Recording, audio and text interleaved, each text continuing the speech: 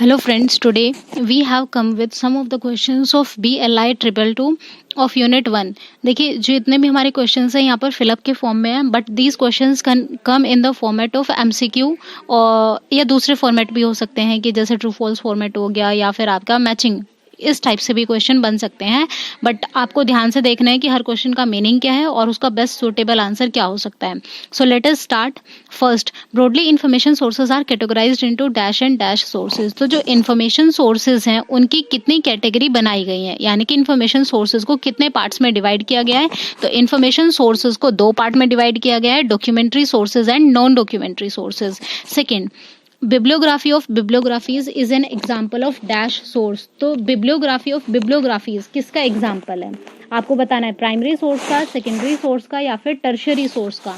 हमें पता है कि बिब्लियोग्राफी सेकेंडरी सोर्स पर बेस्ड इंफॉर्मेशन हमें प्रोवाइड कराता है. तो जो सेकेंडरी सोर्स पर बेस्ड होता है उस सोर्स को हम कहते हैं टर्शियरी सोर्स. तो यानी कि बिब्लियोग्राफी ऑफ बिब्लियोग्राफीज हमारा टर्शियरी सोर्स को बिलोंग करता है.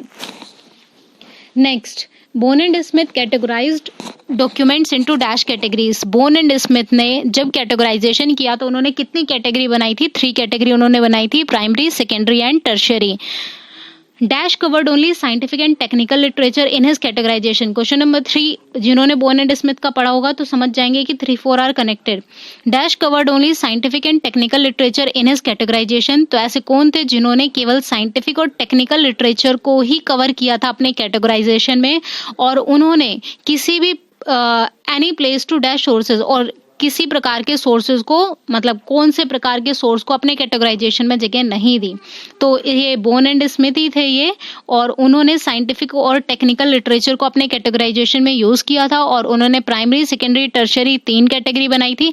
बट उन्होंने केवल पब्लिश्ड सोर्सेज को ही कंसिडर किया था, अनपब्लिश्ड सोर्सेज को अपने कैटेगराइजेशन में कोई प्लेस नहीं दिया था. So question 3 and question 4 are inter related.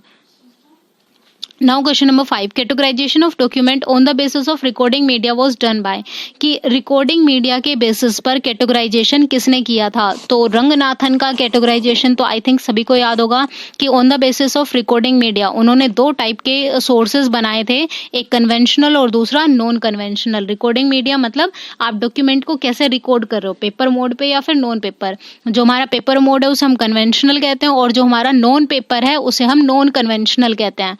Conventional अपना पुराना तरीका यानी कि पेपर वाला फॉर्मेट, और नॉन कन्वेंशनल हमारा न्यू तरीका यानी कि नॉन पेपर वाला format. So categorization of document on the basis of recording media was done by Ranganathan. The recording was further divided into, जो ये रिकॉर्डिंग मीडिया है वो further divided into conventional and non conventional document. Further वो divide हो गया था conventional और non conventional में. Question number 6, Grogan categorize document into 3 category. Grogan ने 3 कैटेगरी बनाई है, सही की गलत? ग्रोगन ने कितनी कैटेगरी बनाई है? 3 बनाई है, प्राइमरी, सेकेंडरी और tertiary. But he considered only dash literature. लेकिन उन्होंने कौन से लिटरेचर को कवर किया है? केवल साइंटिफिक लिटरेचर को कवर किया है.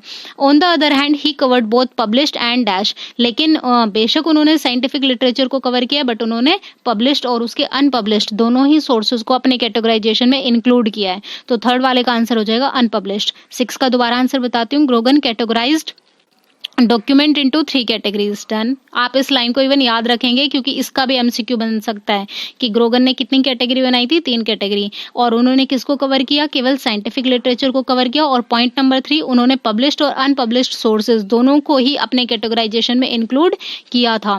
Now question number 7, categorization of sources into micro and macro come in the category of dash and it is done by dash. तो जो सोर्सेज को माइक्रो डॉक्यूमेंट और मैक्रो डॉक्यूमेंट के बेसिस पर divide किया गया था वो किसने किया था? रंगनाथन. ये तो वही रंगनाथन जी ने ही किया था.